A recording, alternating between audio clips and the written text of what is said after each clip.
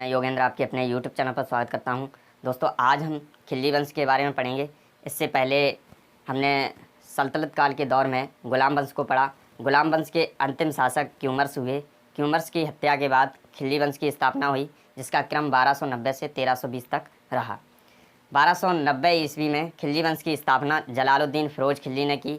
जलालुद्दीन फ़िरोज़ खिल्जी 1290 से 1296 तक शासक रहे। इनका राज्याभिषेक किलोखरी भवन में हुआ और ये दिल्ली सल्तनत में के एक सबसे बुजुर्ग शासक बने। 70 वर्ष की आयु में जो है ये शासक बने थे। और इनका एक भतीजा था जिसका नाम था अलाउद्दीन। अलाउद्दीन को इन्होंने देवगिरी अभियान पर भेजा, तो अलाउद्दीन को वहाँ पर सफलता मिलती है और सफलता के साथ साथ पर्याप्त मात्रा में बहुत सारा वहाँ से धन मिलता है। उस धन को पाकर वह काफ़ी खुश होता है। तो वह ये सोचता है कि अब हमारे जो चाचा हैं वो इस गद्दी के हकदार नहीं हैं, असली हकदार मैं हूँ। तो वो धोखे से अपने चाचा की हत्या कर और ख़ुद को सुल्तान घोषित कर देता है। तो अलाउद्दीन जो है अलाउद्दीन खिल्जी 1296 से 1316 तक ये शासक रहता है। अलाउद्दीन का अगर बात करें तो अलाउद्दीन का बचपन का नाम अली गुरसस्प था और उसने अपना राज्याभिषेक जो है 1296 ईस्वी में लाल महल बलबन के लाल महल में किया। और राजा बनने के साथ उसके कुछ सिद्धांत रहे। तो राजत्व सिद्धांत जो है इसमें पहला पॉइंट देंगे, उसने इस्लामों सिद्धांतों के अनुसार शासन नहीं किया था, यानी कि उसने धर्म से हटकर अपना जो है शासन व्यवस्था लागू की थी। और उसने खलीफा से सुल्तान पद की स्वीकृति नहीं ली। तो उसने कहा कि राजा हूँ ये मुझे पता है, तो हम जो है सुल्तान पद की स्वीकृति नहीं लेंगे। तीसरा पॉइंट है, उसने निरंकुश शासन की स्थापना की। निरंकुश का मतलब है जो राजा के हित में जो भी कार्य थे, जो राजा को अच्छा लगता वो किया जाता था, चाहे जनता को इससे कष्ट हो या कुछ भी हो, जो है इसका जो है निरंकुश शासन की स्थापना वो करता है। यही जो है निरंकुश शासन जो है हमें इससे बलबन के कार्यकाल में देखने को मिला था। तो उसने जो है जनता के लिए जो है कोई कुछ नहीं देखता, तो जो अपने हित में बनता था वो वही करता था। वही अलाउद्दीन ने किया। तो इधर क्या था, जब ये हत्या करके और गद्दी पर बैठते हैं, चाचा की हत्या करके और ख़ुद राजा बन जाते हैं, तो कुछ लोग इनसे नाराज़ हो जाते हैं। तो रिश्तेदार और भी कुछ लोग जो है इनसे नाराज़ हो जाते हैं, तो वो इन जो है विद्रोह करते हैं। तो उन्होंने चार विद्रोह हुए उस समय। तो विद्रोह के दबाने के प्रयास में अगर देखें तो 4 विद्रोह हुए उस समय। जिस 4 विद्रोह को अलाउद्दीन ने क्या किया, उन पर अध्यादेश जारी किया। विद्रोह को दबाने के लिए 4 अध्यादेश अलाउद्दीन खिल्जी ने लागू किए। पहला, दान उपहार पेंशन में दी गई भूमि थी उसको वापस ले ली और अच्छे गुप्तचर विभाग का गठन किया। और तीसरा पॉइंट है, शराब, भांग, जुआ आदि पर प्रतिबंध लगा दिया। ये इसलिए लगा दिया कि जब वो ये लोग शराब, भांग, जुआ आदि पर इसलिए प्रतिबंध लगा दिया कि ये जब वहाँ लोग इकट्ठे होते थे तो चर्चाएं करते थे। तो अलाउद्दीन को ये लगता था कि यह ज़रूरी है कि ये हमारे विषय में बात करते हैं, राजा को हटाने संबंधी ये बातें करते हैं। तो उसको ये लगता था, इसलिए उसने जो है इस पर भी प्रतिबंध लगा दिया, ताकि जो है लोग इकट्ठा ना हो, भीड़ ना एक साथ मतलब समूह ना बने। तो इन चीज़ों पर उसने प्रतिबंध लगाया। उसके साथ साथ अमीरों एवं सरदारों की दावतों, विवाह संबंधों पर भी प्रतिबंध लगा दिया। उसने विवाह संबंधों में वो ऐसी कोई जो मतलब व्यवस्था थी जहाँ समूह बन सके, एक से अधिक लोग हों और वो चर्चाएं आपस में करें। तो ऐसे कोई भी जो है विवाह संबंध या कोई शराब पीना, जो 4 से 1 से अधिक लोग इकट्ठे होते, तो वो उन सारी चीज़ों पर उसने प्रतिबंध लगा दिया।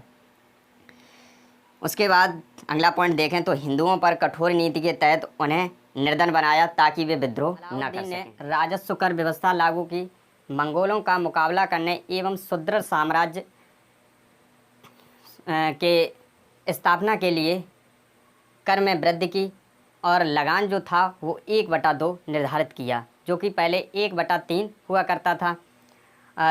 साथ ही साथ उसने 2 नए कर लगाए, पहला चराई कर और दूसरा घरी कर। चराई कर जो है दुधारू पशुओं पर और घरी कर आवास पर। साथ ही साथ वह पहला सुल्तान था जिसने भूमि की माप कराई और पैमाइश कराकर लगान वसूला। अलाउद्दीन ने राजस्व में भ्रष्टाचार को ख़त्म करने के लिए दीवान ए मुस्तखराज नामक विभाग की स्थापना की, जो कि इस समय राजस्व विभाग होता है, उसी तरह उस समय दीवान ए मुस्तखराज नामक विभाग होता था। सैनिक सुधार में अगर हम बात करें तो स्थायी उसने सेना का गठन किया और उसने नकद वेतन दिया और सैनिकों की हुलिया लिखने एवं घोड़ों को दागने की प्रथा जो है प्रारंभ कराई, ताकि घोड़ों को जो है पहचान सकें। तो इसलिए उसने घोड़े को दागने की प्रथा जो है प्रारंभ कराई। बाज़ार व्यवस्था अगर अलाउद्दीन की हम बात करें तो उसने बाज़ार व्यवस्था में मूल्य जो है उसको भी नियंत्रण किया, मूल्य उसको दृढ़ता से लागू किया और माप तौल में उसने बेईमानी को रोका। और खाद्यान्न बाज़ार और निर्मित वस्तु बाज़ार, दैनिक वस्तु बाज़ार और पशु गुलाम बाज़ार, ये सारे के जो है सैनिकों के लिए उसने उचित मूल्य पर, नियंत्रण मूल्य पर उसने जो है सैनिकों के लिए जो है व्यवस्था लागू की, ताकि जो है सैनिकों को उचित रेट, उचित दामों पर ये जो है उनको जो भी वस्तु या जो भी वो बाज़ार में पशु हो या कोई भी वो वस्तु है वो अच्छे से खरीद सकें। तो ये उसने जो है अलाउद्दीन ने सैनिकों की के लिए व्यवस्था की थी, लेकिन ये धीरे धीरे आगे चलकर ये व्यवस्था जो है आम जनता के भी लिए बन गई। और अलाउद्दीन जो है इनके कुछ उद्देश्य भी रहे। पहला, इन्होंने अपने आप को सिकंदर ए सानी अपने आप को कहा, जिसका अर्थ है द्वितीय सिकंदर। इन्होंने अपने आप को द्वितीय सिकंदर कहा और इन्होंने नवीन धर्म, एक नए धर्म की स्थापना करनी चाहिए, लेकिन ये दोनों उद्देश्य इनके असफल। साम्राज्य विस्तार के उद्देश्य से उसने गुजरात, रणथंभौर, बंगाल, चित्तौड़, दक्षिण भारत आदि पर अभियान चलाया, जिस पर अलाउद्दीन को अधिकांश क्षेत्र पर जीत मिलती है। साथ ही साथ उसने गुजरात में जो है उसे मलिक काफूर मिला, जो कि उसने 1000 दीनार में अलाउद्दीन ने ख़रीदा था मलिक काफूर को।